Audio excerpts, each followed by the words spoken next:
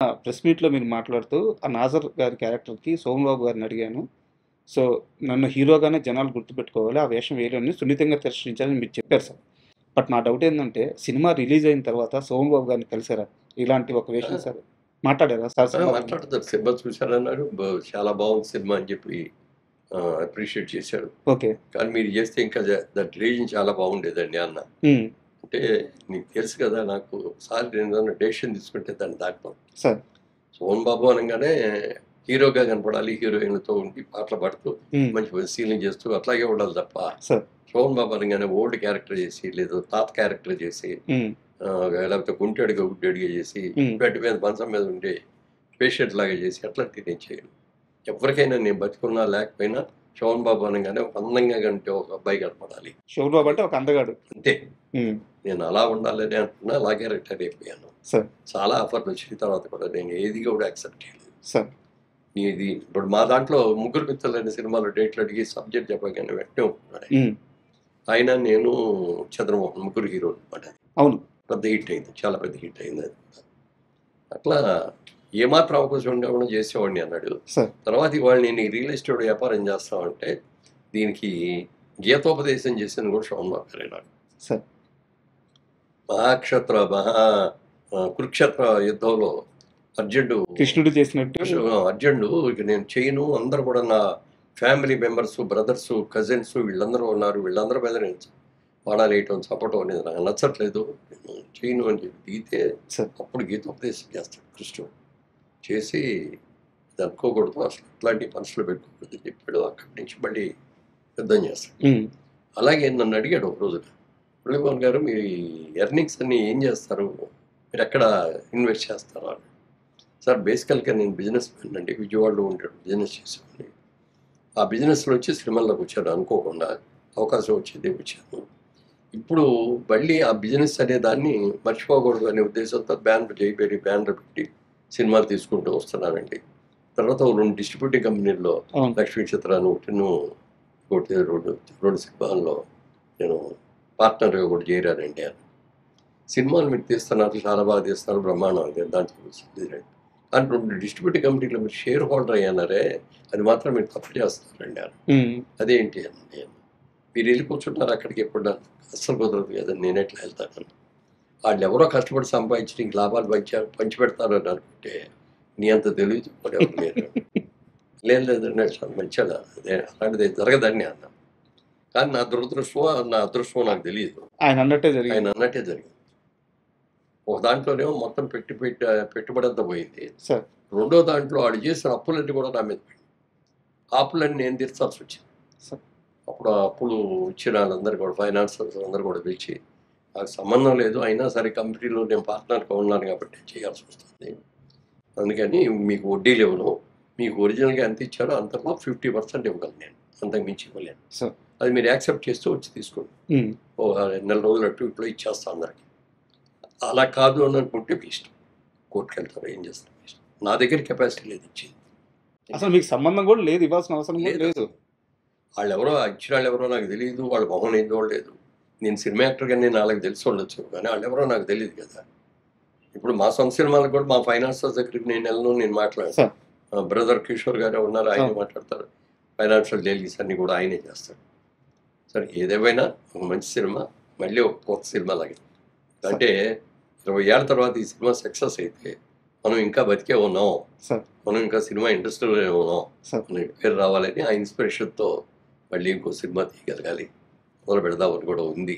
Sir. అయితే ఇందాక మొన్న నా ప్రెస్ మీట్లో మీరు కూడా ఉన్నారు అవును కాబట్టి సార్. అందులో ఎవరో అడిగారు దీనికి పార్ట్ 2 ఏమైనా తీస్తారా అని. అదే సార్ నెక్స్ట్ అది క్వెషన్. ఒరిజినల్గా ఆ థాట్ డైరెక్టర్ గారికి కూడా ఉందనుకుంటా, అందుకే దాన్ని ఎండింగ్ కూడా మామూలు సూపర్ షాట్ అని చెప్పి అందరూ అవును. అన్ని క్యారెక్టర్లు కలుసుకోవటం ఇవన్నీ చెప్పడం, లేకపోతే ఒక పాట పెట్టడం, ఇవన్నీ చేస్తారు కదా. అందులో అది ఏమి ఉండదు. అక్కడ క్లైమాక్స్ అయిపోయిన తర్వాత ఆ నది ఒడ్డుకు వచ్చేసి ఆ అస్థికలు కలిపేసి అవును. మళ్ళీ తిరుగు ప్రయాణం ఆ ఊరు అవును. బాసర్లపూడి. అక్కడికి వెళ్ళిపోతున్నారు అన్నట్టు ఒక క్యాప్షన్ సార్ ఇచ్చారు. ఇక్కడ నాకొక చిన్న డౌట్ సార్. అంటే ఇప్పుడు 'మహేష్ బాబు' గారు పాన్ ఇండియా సినిమాలు తీస్తున్నారు. 'త్రివిక్రమ్' గారు అదే స్థాయిలో ఉన్నారు. ఇప్పుడు 'అతడు' సినిమా మళ్ళీ తీయాల్సొస్తే దానికి సీక్వెల్ 'అతడుకి' సీక్వెల్ తీయాల్సొస్తే మహేష్ బాబు గారు అబ్బాయి రెడీగా ఉన్నారు, గౌతమ్ గారు. ఉమ్. సో అలాంటి ఆలోచన ఏమన్నా చేస్తున్నారు ఒక 2-3 ఏళ్ళు ఆగైనా? అది కాదు, ఇప్పుడే కాదు అది. సార్ అంటే ఇది మహేష్ బాబుతోనే చేయగలిగారు సీక్వెల్ అని చేసి. సార్ అది మహేష్ బాబు గారు అబ్బాయితో చేయడం అనేది అది తర్వాత, అది వేరే. జేబేరీకి అయితే ఆలోచన ఉంది. గారితో చేసాం, సార్ మహేష్ బాబుతో చేసాం, గౌతమ్తో కూడా చేయొచ్చు, ఓకే చేయకూడదని ఏం లేదు కదా. నాగేశ్వరరావుతో చేసాం, నాగార్జునతో చేసాం, తర్వాత వాటిలో కూడా చేద్దామని అనుకున్నాం కానీ కుదరలేదు. సార్. సార్ ఇప్పుడు జేబేరీ అనగానే నాకు తెలిసి అప్పటి ఉన్న స్టార్ హీరోలు అందరితో సినిమాలు తీశారు మీరు. బాలకృష్ణ గారితో తీశారు, నాగార్జున గారితో తీశారు. బట్ నా డౌట్ ఏంటంటే మీరు ఎక్కడికి పోయినా సరే నా తమ్ముడు అని సగర్వంగా చెప్పుకుంటారు చిరంజీవి గారి గురించి. అంటే చిరంజీవి నాతో ఫస్ట్ సినిమా చేసినప్పుడు కూడా అతను పెద్ద టాప్ రేంజ్కి వెళ్తాడని చెప్పిన వ్యక్తి మురళీమోహన్ గారు. మీరు అంత గ్రాండ్గా సినిమాలు తీస్తున్నప్పుడు, అంత వేగంగా ముందుకెళ్తున్నప్పుడు చిరంజీవి గారితో ఎందుకు సినిమా ఫైనల్ కాలేదు? అంటే తీయాలని మనసులో చాలా కోరుకుండేది. సార్ చాలా సందర్భాల్లో కూడా కలుసుకున్నప్పుడు చెప్పాడు అనమాట, ఉమ్, సబ్జెక్ట్ మెయిన్ కదా అన్నయ్య, మంచి సబ్జెక్ట్ చూడండి అన్నాడు. ఓకే అప్పుడు మేమేంటంటే అప్పట్లో ఎక్కువ రీమేక్లు చేసేవాళ్ళం. సార్ ఏదో లాంగ్వేజ్లో రిలీజ్ అయిన సినిమా చూసేసుకొని దాని రైట్స్ అది మళ్ళీ చేసుకున్నాం. మరి ఇంత పెద్ద హీరోని పెట్టుకొని రీమేక్ చేస్తే బాగోదు అని చెప్పి అప్పుడు పెద్ద డైరెక్టర్గా రాఘవేంద్రరావు గారి దగ్గరికి వెళ్ళాం. సార్ రాఘవేంద్రరావు గారు చిరంజీవి గారు కూడా చెప్పారు, మీ ఇద్దరు కాంబినేషన్ అయితే బాగుంటుంది, మీరు అంటే పట్టాలు ఎక్కిస్తాను పండినాను. సార్ నేను సబ్జెక్ట్ చూడు, సబ్జెక్ట్ లేనిది ఏది ఉంటాయి, నువ్వు సబ్జెక్ట్ చూసి ఇది సబ్జెక్టు అని చెప్పి నాకు నేను ఇమ్మీడియట్గా మీ చేతికి అడ్డమే ఉందన్నారు. రెడీ అన్నాడు. కానీ మరి అది ఆ కాంబినేషన్ ఎందుకో కుదరలేదు. సార్ మా ముగ్గురు కాంబినేషన్తో చేద్దామని అనుకున్నాం. అది ఏ పెరి బ్యానరు, చిరంజీవి గారు, రాఘవేంద్రరావు గారు అని అనుకున్నాం. అది సార్ దాంట్లో అందుకే తీయలేకపోయాం. సార్ మీరు 50 సంవత్సరాల సినీ ప్రయాణం, ఎన్నో విజయాలను చూస్తున్నారు. అంటే మీ ముందు ఒక సినిమా నెంబర్స్ గురించి మాట్లాడడం అంత భావ్యం కాదు. కాకపోతే ఇప్పుడున్న పరిస్థితుల్లో ఏంటంటే మొన్న కలేజా సినిమా రిలీజ్ అయినప్పుడు 10 కోట్ల దాకా కలెక్షన్ చేసింది. అండ్ అతడు సినిమా నెంబర్స్ పరంగా ఎంత రేంజ్కి వెళ్తుందని మీరు అనుకుంటున్నారు? అది దాని గురించి నేనేం ఎక్స్పెక్ట్ చేయట్లేదండి. సార్ ఎందుకంటే మనం చేయాల్సిన కృషి మనకి మొదటి నుంచి కూడా బాధ అదే, సార్ నీ కృషి నువ్వు చేయి, సార్ ఫలితం గురించి ఆలోచించదు. గీతలో చెప్పిన వాక్యం సార్ కృష్ణ పరమాత్ముడు చెప్పిన. అందుకని మా కృషి మేము చేస్తాం. ఉమ్, మళ్ళీ పాత సినిమా లాగా కాకుండా కొత్త సినిమా లాగా ఉండేటట్టుగా ఉమ్, అన్ని టెక్నికల్గా కూడా దాన్ని బాగా డెవలప్ చేస్తున్నాం. అది డెఫినెట్గా సక్సెస్ అవుద్ది, అందులో డౌట్ ఏం లేదు. ఎందుకంటే ఇన్నేళ్ళగా అది దాన్ని గుర్తుపెట్టుకొని వాళ్ళు ఉన్నారంటే ఆ, సార్ ఒకసారి స్క్రీన్ మీద చూద్దాం, వెళ్ళి బిగ్ స్క్రీన్ మీద అనుకుంటారు వాళ్ళ యంగర్ జనరేషన్. అంతే కదా సార్. పైగా చూసి ఆనందం పొందాలండి. పైగా మహేష్ బాబు ఫ్యాన్స్ కూడా ఆకలి మీద ఉన్నారు సార్. అక్కడ ఎందుకంటే వాళ్ళకి ఇంకో 2 years దాకా సినిమా రాదు. సినిమా రాదు, రాజమౌళి గారి సినిమా ఎలా రాజమౌళి సినిమా రిలీజ్ అయ్యేదాకా రాదు. అవును. అందుకని ఇదే ఆ లోటు ఈ సినిమా తీస్తుంది. అంటే సార్ ఖచ్చితంగా మంచి మంచి సినిమా అవుద్ది, అందరూ చూస్తారు ఒకసారి, సార్ మళ్ళీ థియేటర్కి వెళ్ళి చూద్దాం ఒకసారి సార్ అనే ఆలోచన వస్తుంది. సార్ ఫైనల్గా ఒక క్వశ్చన్. జైబేరీ ఆర్ట్స్ ఒకప్పుడు సంచలనం సృష్టించిన బ్యానర్, తర్వాత బ్రేక్ వచ్చింది. మళ్ళీ నిన్న ప్రెస్ మీట్లో సినిమాలు స్టార్ట్ చేయబోతున్నాము, కాన్సెప్ట్ ఓరియంటెడ్ మూవీస్ చిన్న సినిమాలతో స్టార్ట్ అవుతామని చెప్పి అన్నారు. సార్ ఇది మాత్రం చాలా సీరియస్ క్వశ్చన్ అండి. మురళీమోహన్ గారు లైఫ్లో సాధించలేనిదంటూ ఏదీ లేదు ఇప్పటిదాకా. ఆయన ఎక్కడ చేయబెట్టినా ఒక మంచి భర్త అనిపించుకున్నారు, ఒక మంచి తండ్రి అనిపించుకున్నారు, ఒక మంచి హీరో అనిపించుకున్నారు, నిర్మాత అనిపించుకున్నారు, బిజినెస్ మ్యాన్ అనిపించుకున్నారు, రాజకీయ నాయకుడు అనిపించుకున్నారు. ఇన్ని సాధించిన మురళీమోహన్ గారు ఈ రోజున ఇప్పుడు ఇండస్ట్రీ ఉన్న ఇలాంటి పరిస్థితుల్లో సక్సెస్ రేటు మీరున్నప్పుడు 3-4 ఉండింది, ఇప్పుడు 2కు పడిపోయింది. ఇంకా గట్టిగా మాట్లాడితే ఒకటే సార్. అంటే టైప్ 2 హీరోలకు కూడా థియేటర్కి ఆడియన్స్ రావట్లేదు. ఇలాంటి సమయంలో మురళీమోహన్ గారు ఎందుకు ఈ డేర్ చేసి మళ్ళీ నిర్మాణంలోకి వస్తున్నారు? అంటే ఇవాళ ఈ స్టేజ్కి వచ్చేవాడి బేస్ అంతా సినిమాయే కదా సార్. నేను విజయవాడలో ఉండగా నా బిజినెస్ చేస్తే మా అయితే ఒక ఇల్లు కొనుక్కునేవాడిని, అవును. విజయవాడలో ఎక్కడో సెటిల్ అయిపోయేవాడిని. లేదు చదువుకొని బాగా చదువుకొని ఉద్యోగం చేస్తే రిటైర్ అయిపోయి ఇప్పుడు పెన్షన్ తింటా ఉండేవాడిని. సార్ ఇవాళ ఈ స్టేజ్ వచ్చిందంటే cinema, sir because of cinema ఈ రోజు ఈ స్టేజ్లో ఉన్నాం. మరి ఈ సినిమాని మర్చిపోకూడదు కదా మనం, అందుకని సినిమా చేద్దాం. ఇప్పుడు రామోజీరావు తీశారు, అన్ని బడ్జెట్ సినిమాలు తీశారు తప్ప ఎక్కడన్నా పెద్ద సూపర్ హిట్ పెద్ద కాస్టింగ్ పెట్టి చేసే లేదు, ఆయన చిన్న సినిమా తీస్తే అది పెద్ద సినిమా అది అయిపోయింది. పెద్ద సినిమాలు అయింది. అవును. అంటే ఆయన ఉద్దేశం ఏంటంటే సినిమా పెద్ద కాస్టింగ్లు పెట్టుకొని 4 హీరోలను పెట్టి తీయగలిగిన కెపాసిటీ ఉంది. అవును.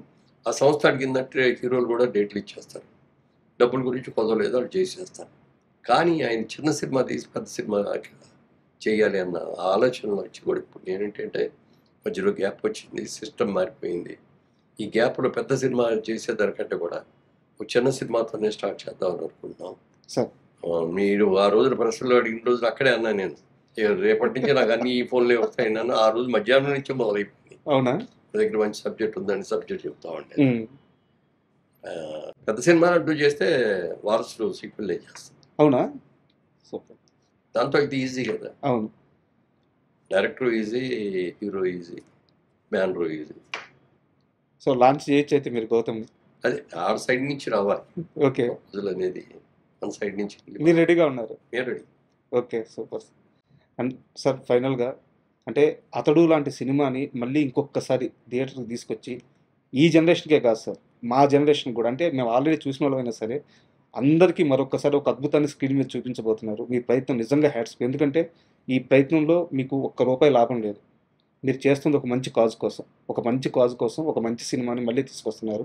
ఈ ప్రయత్నం సూపర్ డూపర్ హిట్ అవ్వాలి. మళ్ళీ మనం ఇలాగే కూర్చొని మరో మంచి ఇంటర్వ్యూ చేయాలి. And thank you very much. ప్రేక్షకులందరూ కూడా నా శుభాకాంక్షలు తెలియజేస్తానండి.